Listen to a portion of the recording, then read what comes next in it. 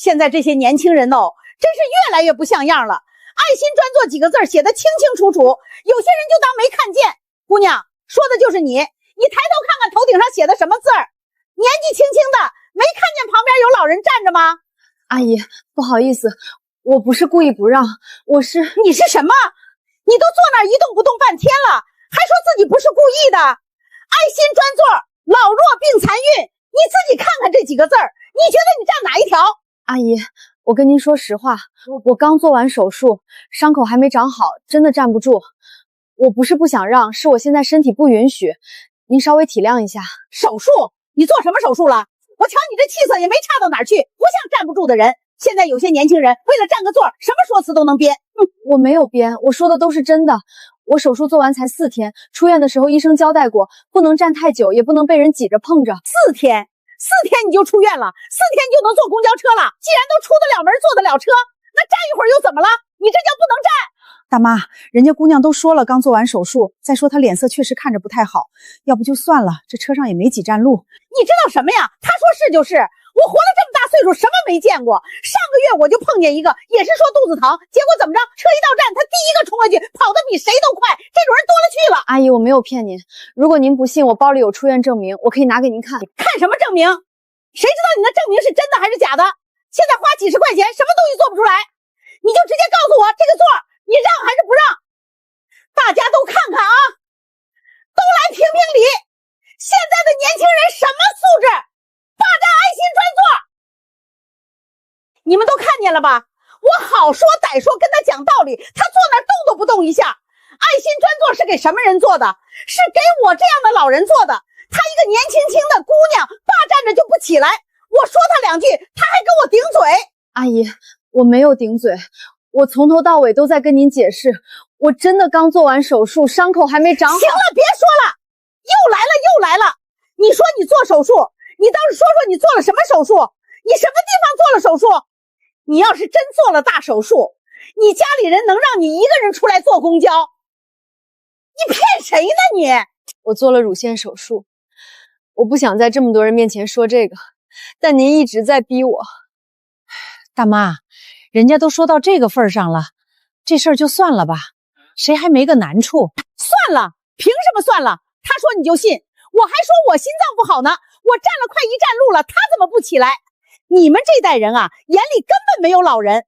我年轻的时候坐公交，看见老人没有不让坐的，现在这都是什么风气？阿姨，我不是不想让，我是刚做完手术，伤口怕扯着，医生交代过不能站太久。少来这套，伤口怕扯着你坐公交，伤口怕扯着你不在家躺着。我活了快70年，没见过哪个刚做完手术的人满大街乱跑的。你要么是真能装，要么就是想讹我。我跟你说，我可不吃这一套。推人，他推我，你们看见了吧？我说他两句，他就动手推我。阿姨，我没有，是车晃了一下。哎呦，我的腿呀！谁帮忙打个120啊？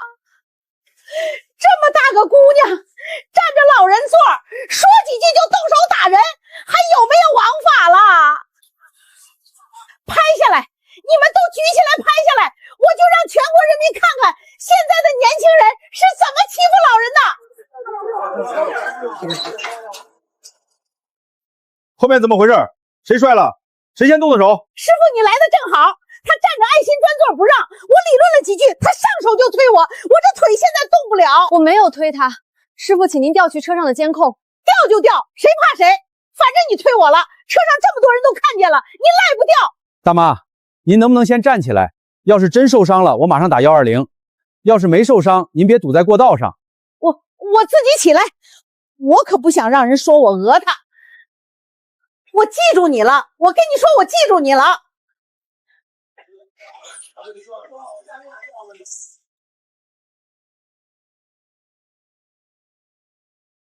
又是剧本，又是剧本，现在想刷个真事儿都刷不到，这平台算法是越来越垃圾了。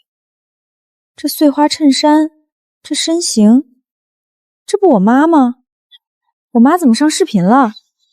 真是我妈，她怎么在地上坐着？谁欺负她了？这女的一看就不是好东西，霸占专座还推老人，现在年轻人素质真差。你们在现场吗？你们看见全过程了吗？就凭一个晃来晃去的视频就给我妈站队了？评论区的正义感真是廉价。这不是正义律所的陈律师吗？对，就是他，姓陈，专做民事诉讼的。律所的陈律师，这个做爱心专座上跟我妈吵架的女人是个律师，还真是。公交车上那个灰头土脸的跟这个西装革履的居然是一个人啊！律师就好办多了，律师最怕什么？我最清楚。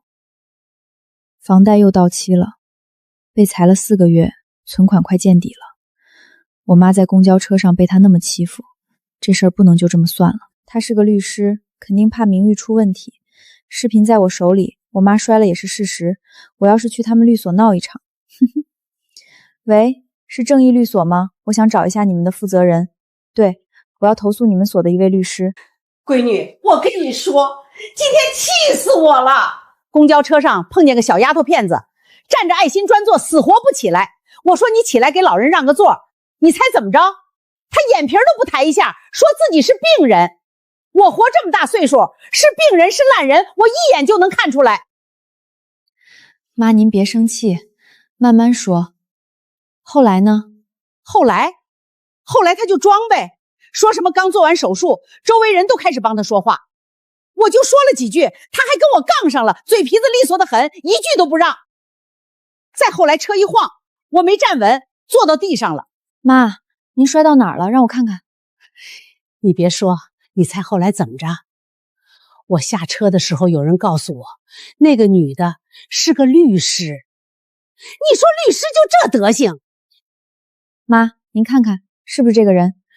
对，就是他。你怎么有他照片？您的事儿被人拍下来发网上了，播放量好几万，底下有人认出来他是律所的姓陈。妈，您这次受的委屈，全国人民都看见了。全国人民都看见了？那好，那正好，让全国人民评评理，看谁对谁错。妈，评理当然要评，但评理不能白评。什么意思？妈，他是律师，律师是靠名声吃饭的，他被人拍到跟老人吵架，还害老人摔倒了。这事儿要是闹到他律所去，他还能待下去？闹到他单位去啊？这会不会太过了？我也没摔坏。妈，话不能这么说，您是没摔坏，可您受了气儿，受了委屈，这不算伤害吗？再说那视频底下骂他的人多得很，说明公道自在人心，不光咱觉得他不对。妈，我跟您说个事儿，我上个月被公司裁了，这事儿一直没跟您说，怕您担心。你被裁了？你这孩子怎么不早说啊？钱够不够用？他是个大律师，他赔得起。您受了委屈，他又确实有错，让他赔偿不是天经地义的吗？你说的倒也是，他要是当时让个座，哪有这么多事儿？闹成这样，他自己也有责任。妈，这事儿您不用管了，我来处理。掐头去尾，留中间那几十秒，他坐着我妈摔倒，这就够了。标题得设计的吸引人一些。女律师霸占爱心专座，推倒6旬老人后拒绝道歉。行，加上是这2个字，性质就不一样了。普通人吵架没人看，律师欺负老人，谁都想来骂一句。女律师霸占爱心专座，推倒6旬老人后拒绝道歉。您好，我母亲在公交车上被一名律师推倒，对方态度恶劣，至今没有任何道歉。我们有现场视频，老人还在观察伤情，希望贵号能帮忙扩散，让更多人看到这件事儿。视频被剪过，原视频从头到尾至少有5分钟，他只截了中间这几十秒。我解释的部分，司机过来调解的部分，全删了。标题故意加上了律师2个字，他不是随便发的，他是要用我的职业身份带节奏。3个平台评论量都在涨，按这个扩散速度，明天律所那边肯定会有人看到。本来是准备开会用的，没想到派上了这个用场。视频掐头去尾没关系，录音是完整的，视频链接存了，平台和账号也都记下了。对方恶意剪辑配上误导性标题跨平台扩散，这几条加在一起不是简单的民事纠纷，已经符合诽谤的立案标准。明天先去律所，再去一趟医院，去开一份证明，证明我在事发当天确实处于术后恢复期，再加上录音和这些发布记录，证据链就基本完整了。播放量破10万了，评论一边倒，有几个帮他说话的被其他人骂得不敢吭声，舆论算是拿住了。他到现在一句话都没回应，要么是被吓住了，要么是在想对策。不能给他时间，明天就去他律所，当着同事的面讨说法，看他还有什么退路。你好，请问有什么事？你好，我找陈志毅律师。昨天他在公交车上把我妈推倒了，腿到现在还疼。我们过来当面问一句，他准备怎么处理？你有预约吗？陈律师今天上午有当事人会议，没有预约。我妈腿疼的走路都费劲，我不闹也不吵，我就想让陈律师自己出来当面说清楚。你们律所的律师欺负了老人，当家属的来问一句，这要求不过分吧？就是我现在这腿弯一下都疼，昨晚贴了膏药，连句话都没有。张主任，大厅有位女士找陈律师说，昨天在公交车上发生了纠纷。对，带着个老人。好的，女士您稍等，我们合伙人马上出来。小陈，这段视频今天早上传的到处都是，客户群里有人转发了，问我是不是我们所的律师，我没法回答，我不在现场，不知道具体的事情经过。视频被剪过，前面我解释手术的部分，后面司机调解的部分全剪掉了，只留了他摔着我坐着的那几十秒。我知道你做事一向有分寸，也不相信你会干出视频里说的那种事儿，但现在事情已经影响到律所了。所里的意思是，你先把手头的案子交接一下，暂时不接新案子，等舆论过去了，事情查清楚了，你再回来。好，案卷我今天之内整理完，但我有一个请求，不管外面传什么，律所不要替我发任何声明，我自己的事儿我自己处理。行。大厅里那位老人昨天在公交车上自己摔倒的，车上有监控，我会调出来。5年，从实习律师干到主办律师，没栽在庭审上，栽在了一段剪辑视频上。也好，时间现在全是自己的了。先去公交公司调监控，再去医院开术后证明，录音、监控、发布记录、术后证明，4样东西凑齐，证据链就完整了。现在不是律所的身份，是以我自己的名义，每一拳都不用考虑律所会不会跟安着挨打。术后证明拿到了，上面写了手术日期、出院日期，建议休养3周。事发那天是我术后第4天，还在休养期内。我跟他说了我刚做完手术，他不认。现在白纸黑字加医院公章，时间线对上了，第1样齐了。现在去公交公司。前天下午哪路车？记得几点吗？168路，下午2点左右，我在天香花园站上的车。找到了，前天下午2点03分，你看看是不是这段？就是这段。师傅，能帮我拷贝一份吗？拿去吧。谢谢您。监控到手，画面很清楚，时间码完整。他膝盖弯下去自己摔倒的动作拍得明明白白。从头到尾我的2只手都在他够不着的地方。这个画面往法庭上一放，他说我推他就是笑话。录音，公交车上全程对话，从他上车骂人到下车扔狠话，一个字都没漏。监控画面和时间码同步，假摔动作清清楚楚。术后证明病历和事发时间吻合，事发时是术后第4天。发布记录、跨平台传播、账号注册信息和转发量我都截了。4样东西，证据链闭环。现在还差最后一步，明天去公证处。电子证据不经公证，上了法庭对方可以不认。公证做完，这份东西就可以直接提交。哎，这人怎么长得像他？我们小区的陈律师帮我看了购房合同，特别耐心。去年发的帖还有个直播的回放，他在里面说坐168路上下班，168路我也坐，那个方向过去不就是刚才论坛里说的那片小区？妈，我大概知道那个姓陈的住哪个小区了，他跟我坐同一条公交线，论坛里也有人提到他住的那栋楼。我现在把地址发给你，你晚上跟我去一趟。现在网上都在骂他，他单位也去过了，他愣是一声没吭，越不吭声越说明他心虚。今晚就去他家堵他，当面把赔偿的事儿拍板。他要是敢不答应，我直接开直播，让大家都知道他是个什么人物。陈律师，不好意思这么晚打扰你，我是刘敏，这是我妈。公交车上那事儿咱们聊聊，有什么事儿可以白天再说。你们怎么找到我家的？怎么找到的不重要，重要的是我妈腿到现在还疼，你连个问候都没有。就是我这2天上下楼都费劲，贴了多少膏药都不管用。你说你也是个文化人，怎么能欺负完老人就当没事儿呢？我们不是来闹事儿的，今天去你们律所了，你合伙人应该跟你说了吧？所里都让你停职了，这事儿再闹下去，对谁都没好处。阿姨，公交车上的事儿我们有不同说法，您觉得我推了您，但我没有，车上有监控，可以调出来看。陈律师，咱们说点实在的吧，这是我妈的检查费、药费、护理费，还有精神损失赔偿，一共20万。你把钱赔了，我立刻就把网上所有视频全删了，再发一条声明，说事情已经妥善解决。你继续当你的律师，我妈也不用再遭罪。20万对你一个律师来说，不至于拿不出来吧？你说完了，那我说2句。第一，我没有推你母亲，公交车上的监控可以证明。第二，你们在晚上跑到我家来向我索要20万块，用删除视频作为交换条件，这在法律上不叫私了，这叫敲诈勒索。你知道敲诈勒索罪的立案标准是多少吗？20万属于数额特别巨大，你想清楚了再说。你说什么？谁敲诈你了？我妈被推倒了，来找你商量赔偿，这叫敲诈。你别拿法律吓唬人，你站着老人坐不让，推了人还不承认，现在反过来说我们敲诈，你亏不亏心？阿姨，我没有推您，这句话我说了好几遍了，您心里也清楚。你们要的赔偿，我1分钱都不会给。如果你们认为我有责任，走诉讼程序，律师函我会签收。但现在，请你们离开。行，你拍，你不愿意赔是吧？那你等着看网上会怎么说吧。妈，走，人家要跟我们法庭上见呢。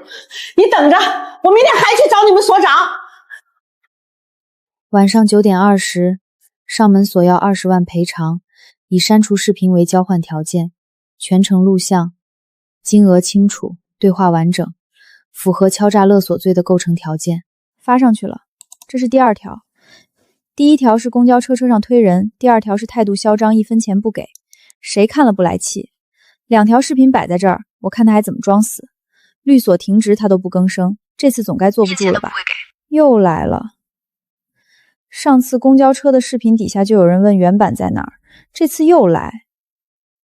完整对话给你们看了，我还发什么？没事儿，质疑的才几条，骂他的好几百条，比例摆在这儿，翻不了天。明天我再找那个自媒体转发一下，让他用老人上门协商反被律师录像羞辱这个角度写。他粉丝多，转出去又是一波。主任，对方母女今晚来我家了，开了个价20万，拿钱删视频，我拒绝了，全程录了像。提前跟您报备一下，他们接下来很可能会把这段录像也剪了发出去，您心里有数就行。这是第2条，发布平台、账号、发布时间、配文标题全记了，明天去公证处，公证完这些就不是截图了，是法律上无法抵赖的证据。他们大概以为我不回应是被吓住了，其实我就是在等手里的东西从截图变成公证过的证据，等链子闭环了，我不需要跟他吵，我只需要把材料交给警察。奇了怪了，前天发那条公交车的评论全在骂他，昨天发上门的骂他的还是有，但帮他说话的也多起来了。哪儿冒出来这么多人替他站队？等一下，他说下次复查是周3，这不就是明天吗？明天周3，他去医院复查。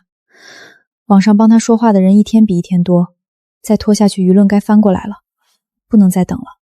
妈，明天一早你跟我去趟医院，那个姓陈的明天要去复查，他之前直播里说的，咱们就在医院门口等他。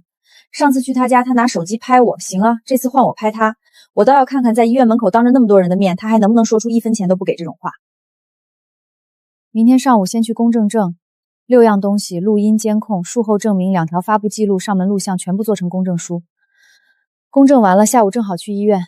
上周约的周3复查，顺便把之前开的术后证明让医生补签个字，证明材料的效力更稳。后天去派出所，诽谤罪、敲诈勒索罪，2条都够立案标准了。他现在每多发一条视频，每多来闹一次，都是在给我加证据。他以为我不吭声是拿他没办法，其实我在等材料齐，等公证书到手，等复查完，最多再等2天。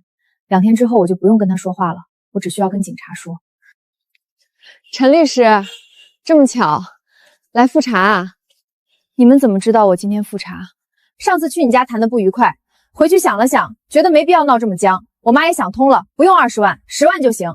你一个律师，10万块买回清白的名声，这笔账你自己算。就是10万，不能再少了。你把我推倒，推到现在还疼，10万块你都不肯出。我上次说的很清楚了，我没有推您，1分钱都不会给。如果你们觉得我有责任，走法律程序。我妈70岁的人了，被你弄得腿疼快1个星期，你连句人话都没有。10万块钱对症解难吗？你接一个案子就有了。来，对着镜头再说一遍，说你1分钱都不给，让网上那些人看看你大律师是怎么对待老人的。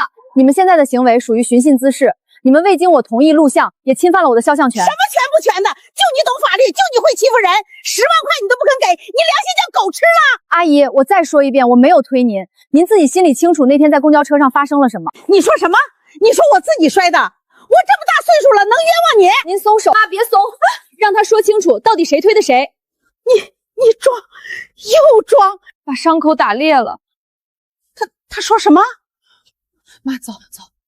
他身上怎么有血？我说走。伤口缝合线崩了2针，是外力剧烈拉扯导致的。你是不是跟人打架了？不算是打架，被人推了一把。重新缝了2针，3天不能沾水，不能做任何牵到胸口的动作。你的手术恢复的还可以，不能再用力了。我已经通知民警了，按照流程，民警应该马上就到。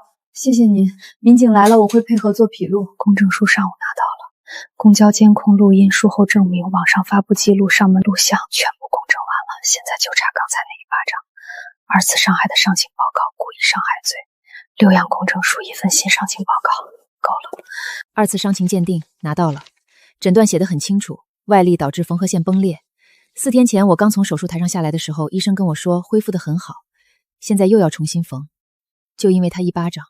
他打我的时候，大概没想到我身上真的有伤口。从公交车那天起，他们说我装病，去律所闹，去我家堵，又追到医院，每一句我都听着，每一个巴掌我都挨了，我没还手，也没还嘴。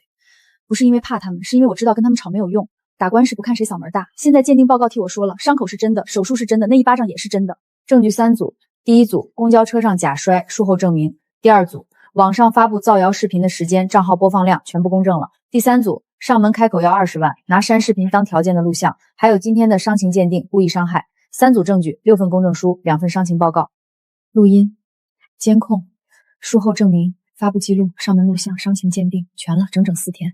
他发了2次视频，从公交车上骂我1次装病，刚才1次我律所律好删我，追到医院又打了我1次。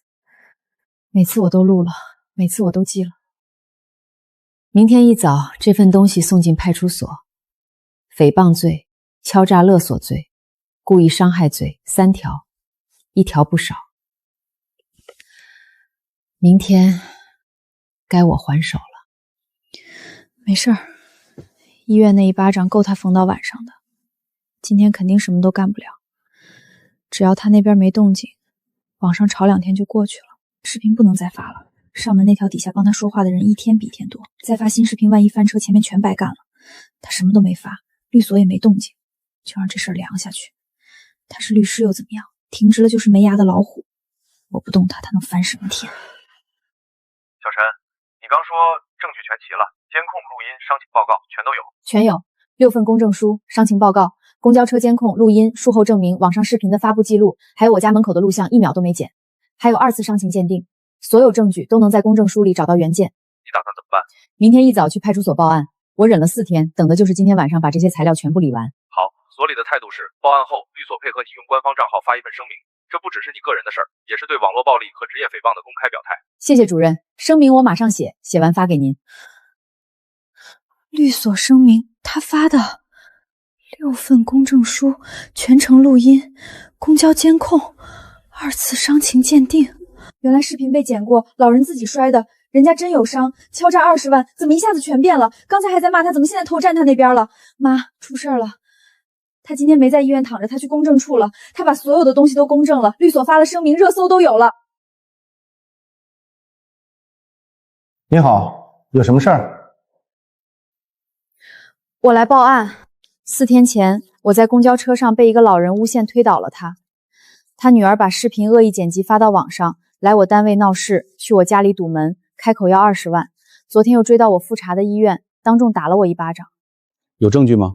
这是公交车监控，拍到自己摔倒的动作。我当时刚做完乳腺手术第4天，术后恢复期证明也在这里。从他上车骂我到自己摔倒诬陷我，整个过程监控和录音都有。这是他女儿发的2条视频，恶意剪辑，配上律师推倒老人拒绝道歉的标题，跨平台传播，播放量加起来好几万，诽谤罪。这是他们来我家的录像，提出要20万，条件是他删视频，我说1分钱都不会给。他把这段录像剪了，只留我拒绝赔偿的那一句，又发到网上，敲诈勒索。这是在医院门口，他母亲打了我1巴掌，导致伤口被扯裂，重新缝了2针。医院的伤情鉴定在这里，外力导致2次损伤，故意伤害。你是做什么工作的？职业律师。证据清单和时间线说明我整理好了，公证书原件在档案袋里，复印件1附3份。小刘，材料录系统，诽谤、敲诈勒索、故意伤害3案并立，立案通知书今天之内出，传唤通知同步发。公安机关案件告知，传唤今日下午2点到派出所接受询问。妈，派出所传唤我了。传唤？什么传唤？我又没把他怎么样，他自己撞到墙上的。妈，立案了，3条：诽谤、敲诈、故意伤害。故意伤害？我没想打他，我就推了他一下，他连站都站不稳。你说他是不是在装？妈，别说了，现在说什么都晚了。刘敏，今天传唤你来，是关于陈之义举报你涉嫌诽谤、敲诈勒索一案。你有权利辩解，有权利委托律师，但你说的每一句话都要负法律责任。民警同志，我承认我发视频了，但我不是想害他。我妈在公交车上摔了是事实，我就是想给我妈讨个公道，我没想敲诈。这是你的视频标题，上面写的是女律师霸占爱心专座，推倒6旬老人，拒绝道歉。我们有公交车的完整监控，那位老人是自己摔倒的，你说的推倒不存在。我不知道，我妈说她是被推的，我就是信了我妈的。就是我摔了，他坐在那儿动都不动，不是他推我能摔吗？要不是他气我，我能站不稳吗？这是你第2条视频，从上门录像里截了一句话，配的标题是老人上门协商，反被律师录像羞辱。你在他家门口提出20万赔偿，说不给就不删视频，这叫协商。那个钱的事儿是我一时气话，我就随口说了一个数，我不是真想管他要20万，我就是想吓唬他一下。我们在立案前对你发的2条视频做了完整的证据固定，发布平台、时间、账号、播放量、转发量全部公正。你的视频在3个平台传播，总播放量早已达到情节严重的认定标准。另外，你母亲昨天在医院门口对陈之一动手，导致他术后伤口崩裂，重新缝针。医院的伤情鉴定已经出了，故意伤害另案处理。今天的笔录先到这里，你们可以回去了，下一步等通知。刘敏，我多问你一句，他从头到尾都没有还手是为什么？你有没有想过？从头到尾都没有还手，他从头到尾都在留证据。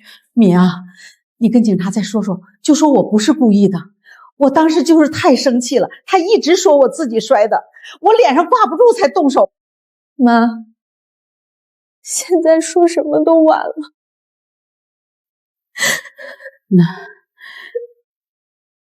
那他真去法院告我们了？不是法院，是刑事责任。妈，你听明白了吗？我们发的每一条视频，去的每一趟，甚至你打的那一巴掌，他全拿去公证了。从头到尾，他一个字儿都没喊，他就是在等他手里的证据，够立案。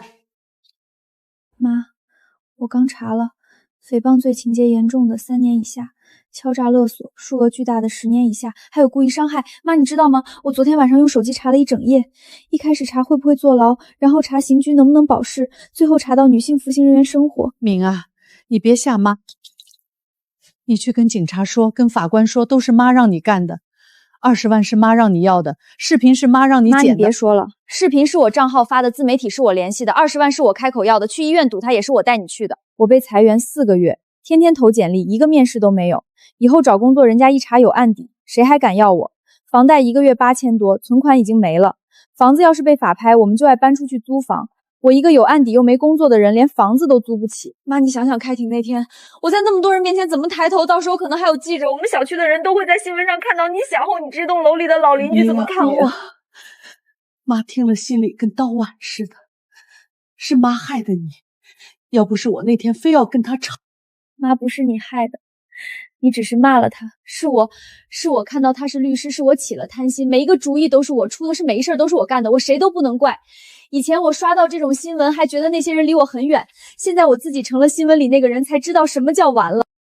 晨报今天的报道，公告发出去之后，所里电话被记者打爆了，律协也来问了。我跟他们说了，你有全程录音，有公交监控，有伤情鉴定，受害人是你，不是对方。陈之义律师，我现代表律所正式通知你，停职决定从今天起撤销，你的案卷和办公室都给你留着。另外，律所决定成立一个反网络暴力的公益法律援助小组，由你来牵头，你愿意吗？我愿意。这个档案袋里的每一样东西都是我自己亲手放进去的。我知道一个普通人遇到这种事要凑齐他们有多难。如果有人有同样的遭遇，我希望他们不用像我这样一个人从头摸。看到新闻了，什么时候回来上班？快了，手头最后一个案子办完就回。4天没数。今天组织双方进行庭前调解，被告人如果能在庭前取得4诉人谅解，法法庭在量刑时会酌情考量。陈志毅女士，你的诉求是？我的诉求从报案那天就没有变过，走完法律程序，依法判决。陈律师，我知道今天这是最后一次机会了，过了今天，下次见面就是法庭上。我不是来求你原谅的，我做那些事儿的时候就没资格求你原谅了。我只是想跟你说，我怕，我真的怕，我怕坐牢，怕开庭那天我妈受不了，怕案子判完了我这辈子就翻不了身了。我在家想了好几天，想我要是没说那句话，没伸那个手，我知道现在说这些都晚了。我就是活了快70年，我怎么能干出这种事儿呢？陈律师，我妈这岁数了，她血压高，每天吃药。我不求你可怜我，我做的事儿我自己担。但我妈她就只是车上跟你吵了架，后面每一件事都是我拉着她干的。你要我怎么认审我都签，我就求你一件事儿，给我妈写一份谅解书，只要她不用进去，别的我什么都认。陈律师，被告方的态度你也看到了，是否考虑接受调解？刘敏，你说你怕，害怕是应该的，谁站在法庭上都会怕。我4天前躺在床上重新缝针的时候也怕，怕伤口感染，怕恢复不好，怕以后穿不了律师袍。我并不是报复你，我是律师，我相信法律，法律不会因为你们今天说了对不起就算了，也不会因为你们怕了就多判，法律只看证据。从公交车那天起，他们有太多次可以停下来，哪怕只停一次。你母亲在公交车上骂我那天，我手里只有一个录音。如果你们没把视频发到网上，没有去律所，没来我家，没去医院，这事儿在公交到站的时候就结束了。但你们没有，这几天里有太多次可以停下来，哪怕只停一次，但是没有。走到今天这一步，不是因为我报了案，而是因为你们从来都没有停下来。我懂了，谢谢你还愿意跟我们说这些。